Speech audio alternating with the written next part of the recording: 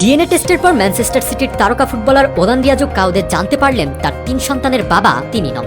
নিজের স্ত্রীর পরকীয়ায় তার সংসারে জন্ম নিয়েছে ৩ সন্তান এবং এটা জানার পর তার স্ত্রী ডরি উল্টো কাউদের কাছে চান ডিভোর্স, পাশাপাশি দাবি করে চেয়ে বসেছেন কাউদের মোট সম্পত্তির ৫০ ভাগ।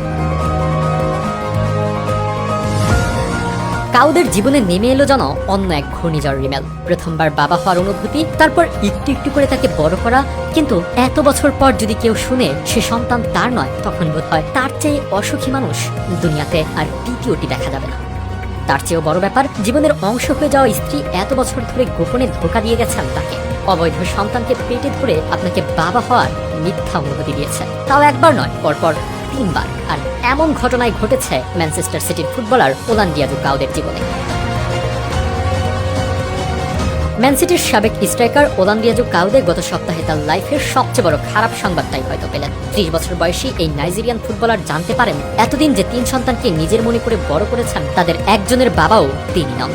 কয়েক বছর আগে কাউদে তার সাবেক ক্লাবের সাথে চুক্তি শেষ হতেই বদলে যায় তার স্ত্রীর আচরণ। সে সময়টাই তার স্ত্রী পরকীয়ায় লিপ্ত ছিল ব্রিটিশ যাজক টবির সাথে। কাউদের টাকায় কেনা দুটো মার্সিডিস SUV গিফট করে টবিকে। এ ধরনের নানান ভয়ঙ্কর তথ্য উঠে আসে তার স্ত্রীর কথায়।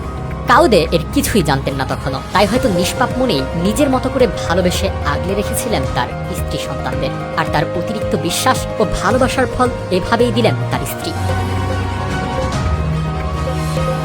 ক্লাব ছেড়ে অন্য শহরে পাড়ি দিলেও থেমে থাকেনি ডরি ও টবির অবাধ মেলামেশা। ডরি এত বছরের সংসার জীবনে স্বামী কাউদের কোনো সন্তানকে দুনিয়ায় আসতে দেয়নি, বরং জন্ম দিয়েছে প্রেমিক টবির সন্তানকে। কিন্তু কাউদেকে বলেছে এগুলো তারই সন্তান।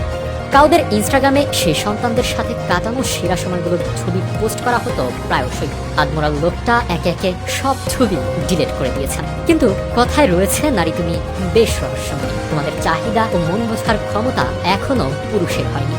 তবে এখানেই থেমে থাকেননি ডোরা।